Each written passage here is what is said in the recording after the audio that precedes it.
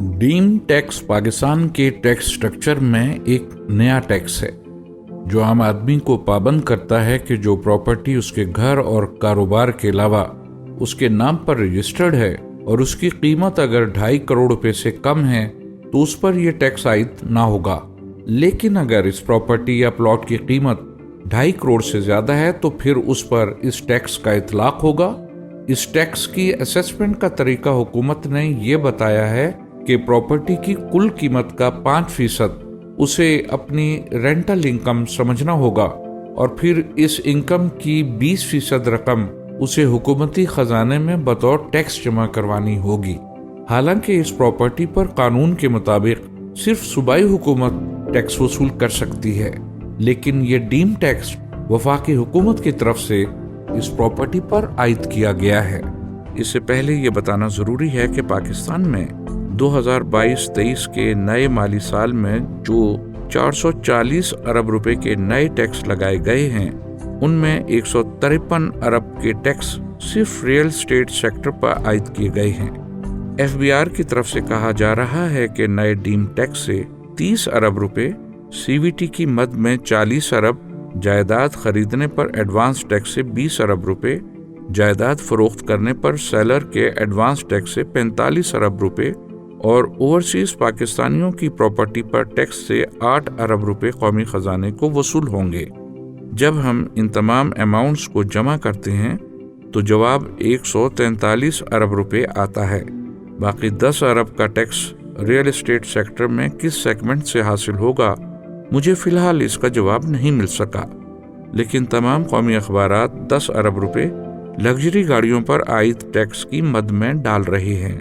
जो मेरी समझ से बाहर है कि लग्जरी गाड़ियों का इमूवेबल प्रॉपर्टी से क्या ताल्लुक है। पाकिस्तान में तकरीबन 72 टैक्सेस के होते हुए एक नए टैक्स यानी डीम टैक्स की अचानक क्या जरूरत आन पड़ी, आइए अब इस पर बात करते हैं। चूंकि मौजूदा हुकूमत आम पाकिस्तानी की रियल एस्टेट सेक्टर में इन्वेस्टमेंट्स को पसंदीदगी से नहीं देखती, इसलिए इस टैक्स का निफाज किया गया है ताकि लोग प्रॉपर्टी और प्लॉट्स में इन्वेस्टमेंट से दूर रहें, जबकि ज्यादातर पाकिस्तानी ख्वाह वो इस मुल्क में रहते हैं या दूसरे मुल्कों में आबाद हैं, वो अपनी सेविंग्स को इमूवेबल प्रॉपर्टी में कन्वर्ट कराना ज्यादा महफूज समझते हैं। मौजूदा हुकूमत का ये ख्याल है कि ऐसे इक़दाम किए जाएं कि लोग अपनी बचत और आमदनी को रियल एस्टेट सेक्टर में इन्वेस्ट करने की बजाय दूसरे प्रोडक्टिव शोबों में लगाएं। लेकिन पाकिस्तान में रियल एस्टेट सेक्टर के सिवा कोई शोबा ऐसा नहीं है जिसमें सरमायाकारी के लिए साजगार माहौल मैसर हो, और शायद यही वजह है कि लोगों का सरमाया नाकाबिल यकीन हद तक पाकिस्तान के रियल एस्टेट सेक्टर में पार्क हो चुका है। इस बात का अंदाजा इस बात से भी लगाया जा सकता है कि पाकिस्तान का जीडीपी 346 बिलियन अमरीकी डॉलर है, लेकिन लोगों का 400 बिलियन डॉलर से ज्यादा सरमाया पाकिस्तान की रियल एस्टेट मार्केट में पार्क हो चुका है। अगर मैं इसका अमेरिका से मवाजना करूं तो उसकी मईशत 21.5 ट्रिलियन डॉलर है, लेकिन रियल एस्टेट सेक्टर में उसकी सरमायाकारी 10 ट्रिलियन डॉलर है। डीम टैक्स के हवाले से इकोनॉमिक एक्सपर्ट्स और रियल एस्टेट एनालिस्ट्स का ख्याल है कि ये दरअसल साबिका वेल्थ टैक्स की ही एक शक्ल है जो 1969 में पाकिस्तान में इंट्रोड्यूस किया गया था, लेकिन 2002 में मुशर्रफ दौर में इसे अहम मिलिट्री पर्सनल्स की शदीद मुखालिफत के बाइस एबॉलिश कर दिया गया था, क्योंकि रियल एस्टेट सेक्टर में उनकी बड़ी होल्डिंग्स में ये टैक्स रुकावट बना हुआ था। डीम टैक्स पर अगर संजीदगी से बात की जाए तो महसूस होता है कि ये हमारे कॉन्स्टिट्यूशन और हमारे इनकम टैक्स ऑर्डिनेंस 2001 दोनों के खिलाफ है। हमारा इनकम टैक्स ऑर्डिनेंस वाज़ेह करता है कि इनकम टैक्स सिर्फ रियल इनकम से हासिल किया जा सकता है। इनकम होगी तो टैक्स भी होगा, लेकिन इस बजट में हुकूमत का कहना है कि अगर इनकम नहीं है तो आप तसव्वुर कर लें कि इनकम है, और इस इनकम या आमदनी पर 20% टैक्स आपको हुकूमती खजाने में जमा करवाना होगा।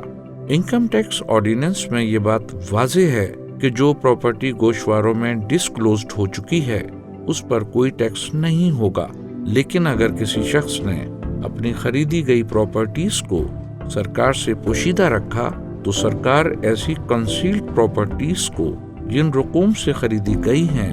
ان کو ڈیمڈ انکم قرار دے کر ان پر انکم ٹیکس وصول کرے گی۔ دوسرے یہ کہ آئین میں 18ویں ترمیم کے بعد پراپرٹی یا ایگریکلچر لینڈ پر ٹیکسیشن اب فیڈرل گورنمنٹ کا ڈومین نہیں رہا، یہ خالصتاً ایک صوبائی ایشو ہے۔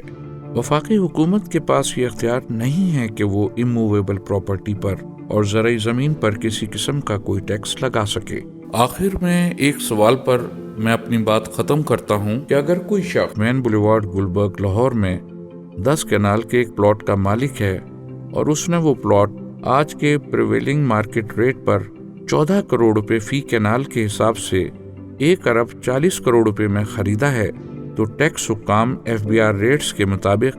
اس پلاٹ کی قیمت 26 کروڑ روپے فی کنال کے حساب سے 2 ارب 60 کروڑ روپے ہونے کا دعویٰ کرتے ہیں، اور پھر اس کی سالانہ رینٹل انکم 5% کے حساب سے 13 کروڑ روپے نکال کر اس کی 20% آمدنی جو 2 کروڑ 60 لاکھ روپے بنتی ہے پلاٹ مالک سے قومی خزانے میں بطور ڈیم ٹیکس جمع کروانے کا مطالبہ کرتے ہیں۔ لیکن اگر کوئی پراپرٹی اونر یہ ٹیکس دینے کی پوزیشن میں نہ ہو تو ٹیکس وصولی کے لیے FBR اگر اس پلاٹ کو نیلام کرنا چاہے تو کیا FBR ریٹس پر اس کا نیلام ہوگا یا عام مارکیٹ ریٹ پر یہ نیلامی کے لیے پیش کیا جائے گا؟ اور اگر FBR ریٹس کے مطابق نیلامی میں ناکامی ہوتی ہے تو کیا FBR یہ پلاٹ اپنے ریٹس پر خود خرید سکے گا؟ اور ایسی صورت میں اپنا ٹیکس کاٹ کر بقایا رقم جو مالک کو واپس کرے گا تو کیا وہ سب حساب کتاب FBR fair market value rates کے مطابق ہوگا یا عام مارکیٹ ریٹس پر ہوگا؟ ڈیم ٹیکس اور نئے FBR ویلیو ریٹس پر میرے اس سوال کا جواب اگر دیکھنے والوں میں کسی کے پاس ہے تو پلیز مجھے کامنٹس میں ضرور آگاہ کیجیے گا۔